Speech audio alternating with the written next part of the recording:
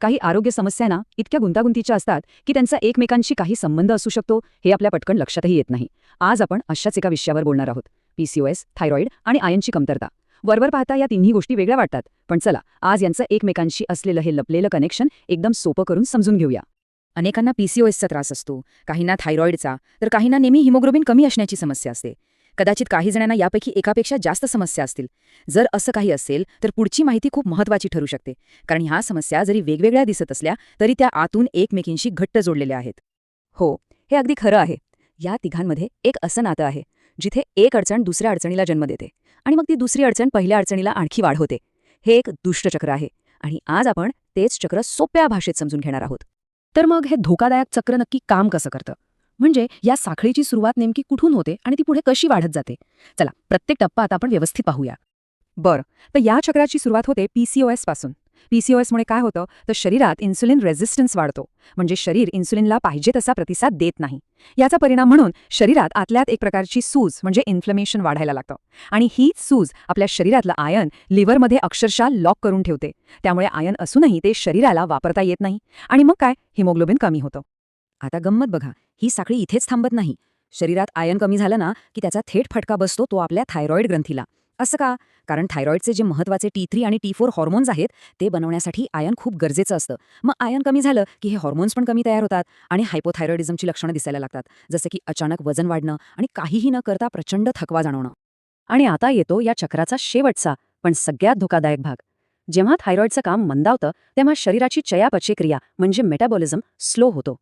साहजिकच यामुळे वजन खूप सहज वाढू लागतं आणि हे वाढलेलं वजन पीसीओएसची लक्षणं जसं की अनियमित पाळी आणि केस गळणं हे आणखीनच वाढवतं. म्हणजे बघा, फिरून फिरून गोष्ट पुन्हा तिथेच येते जिथून सुरू झाली होती, पण आता समस्या पहिल्यापेक्षा जास्त गंभीर झालेली असते. या संपूर्ण प्रक्रियेला हॉर्मोनल डॉमिनो इफेक्ट असं म्हणता येईल. कसं असतं, डॉमिनोचा एक दगड पडला की पुढचे सगळे दगड एकामागोमाग एक पडत जातात ना, अगदी तसंच इथे होतं. एका हॉर्मोनल समस्येमुळे दुसरी निर्माण होते, दुसरीमुळे तिसरी आणि हे चक्र सतत सुरूच राहतं, ज्यामुळे त्रास वाढतच जातो. मग आपलं शरीर या चक्राबद्दल आपल्याला काही संकेत, काही इशारे देतं का? तर हो, नक्कीच देतं. चला आता बघूया अशी कोणती लक्षणं आहेत जी या धोक्याच्या साखळीकडे इशारा करतात. जर कोणाला अनियमित पाळी, खूप जास्त थकवा, केस गळणं, हातपाय सतत थंडगार राहणं, अधूनमधून चक्कर येणं, विशेषतः पोटावरची चरबी वाढणं आणि चेहऱ्यावर पिंपल्स किंवा त्वचा तेलकट होण्याचा त्रास होत असेल तर हे या तिन्ही समस्यांच्या एकत्रित परिणामाचे संकेत असू शकतात. या लक्षणांकडे दुर्लक्ष करणं म्हणजे आपण ते चक्र अजून घट्ट करत आहोत. पण थांबा, घाबरण्याचं अजिबात कारण नाही. सगळ्यात चांगली बातमी ही आहे की हे धोकादायक चक्र आपण तोडू शकतो. कसं? तर आपल्या जीवनशैलीत काही सोपे पण अत्यंत महत्त्वाचे बदल करून. चला तर मग पाहूया हे संतुलन परत मिळवण्यासाठीचा 5 सूत्री प्लॅन. हा प्लॅन 5 सोप्या पायऱ्यांमध्ये आहे. 1. आयन आणि व्हिटॅमिन सी वाढवणं. 2. शरीरातील सूज कमी करणारे पदार्थ खाणं. 3. साखर आणि मैदा कमी करणं. 4. नियमित व्यायाम करणं. आणि 5. तणाव आणि झोपेचं योग्य व्यवस्थापन करणं. चला आता प्रत्येक पायरी थोडी अधिक खोलात जाऊन बघूया.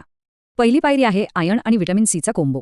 म्हणजे काय, तर आळीव, बीड, डाळिंब यांसारख्या आयनने भरपूर पदार्थांसोबत लिंबू किंवा आवळ्यासारखं व्हिटॅमिन सी असलेलं काहीतरी खाणं महत्त्वाचं आहे. कारण व्हिटॅमिन सी शरीरात आयन चांगल्या प्रकारे शोषून घ्यायला मदत करतं. नुसतं आयन खाऊन उपयोग नाही, ते शरीरात शोषलंही गेलं पाहिजे. दुसरी पायरी आहे शरीरातली सूज कमी करणं. आठवतंय का, याच सुजेमुळे तर आपलं आयन लिव्हरमध्ये लॉक होतं. तर मग हळद आणि काळी मिरी, अळशी, अक्रोड आणि ग्रीन टी यांसारखे पदार्थ ही सूज नैसर्गिकरित्या कमी करायला खूप मदत करतात. तिसरी आणि खरं सांगायचं तर अत्यंत महत्त्वाची पायरी, साखर आणि मैद्याचे पदार्थ कमी करणं. असं केल्याने रक्तातील साखर नियंत्रणात राहते, ज्यामुळे तो इन्सुलिन रेझिस्टन्स कमी होतो. याचा थेट फायदा पीसीओएस आणि थायरॉइड या दोन्हीच्या कामात सुधारणा होण्यासाठी होतो. चौथी पायरी आहे नियमित व्यायामाची. खूप काही मोठं करायचं नाहीये. रोज फक्त 30 ते 40 मिनिटं चालणं आणि आठवड्यातून 3 दिवस ताकदीचे व्यायाम म्हणजे स्ट्रेंथ ट्रेनिंग करणं हे इन्सुलिन सेन्सिटिव्हिटी सुधारण्यासाठी आणि मेटाबॉलिझम वाढवण्यासाठी खूप फायदेशीर ठरतं.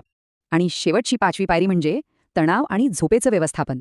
प्राणायाम आणि ध्यानधारणा तणाव कमी करतात, तर रात्रीची शांत आणि पुरेशी झोप हार्मोन्सना संतुलित ठेवायला खूप मदत करते.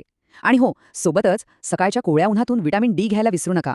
आता आपण ह्या सगळ्या माहितीच्या शेवटच्या आणि मला वाटतं सर्वात महत्त्वाच्या टप्प्याकडे आलो आहोत. हा एक विचार आहे जो कदाचित औषधांपेक्षाही जास्त प्रभावी ठरू शकतो.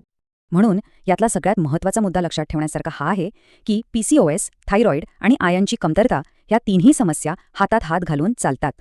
पण चांगली गोष्ट ही आहे की जर आपण आपली जीवनशैली बदलली तर ह्या तिन्ही गोष्टी सुधारू शकतात. कधीकधी औषधांपेक्षा योग्य आहार, योग्य व्यायाम आणि शिस्त हे जास्त महत्त्वाचे ठरतात.